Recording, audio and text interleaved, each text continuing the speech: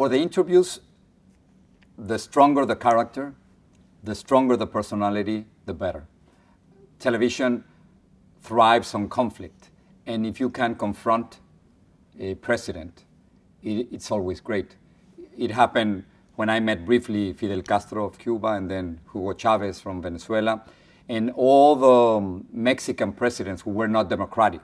And it is great when you have the opportunity to ask them tough questions.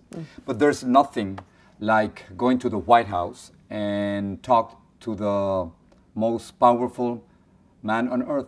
There's nothing like that. When you're talking to the person who has in his hand the possibility, the lives of millions of people. So, of course, at the beginning, my first interviews with American presidents, and especially with George Bush Sr., you're nervous and you don't know exactly how it's going to go. And at the end, I do this trick. I think of them naked going to the bathroom, and it works. And I know it's silly, but what happens is that when you think of presidents and dictators as human beings, then it's much easier to do an interview.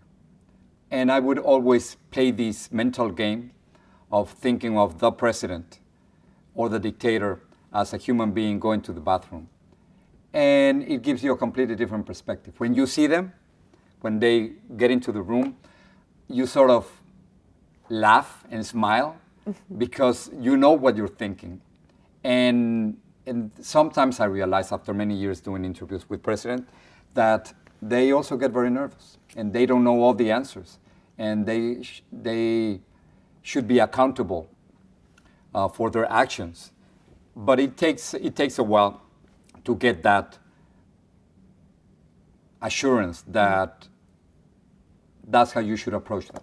And then when you put them on a human level, then it's going to be a much, much easier interview. Otherwise, if you think of them as incredibly powerful and that they make no mistakes, it is very difficult to do an interview like that because all the time you're going to say, yes, you're right, yes, you're right, yes, you're right.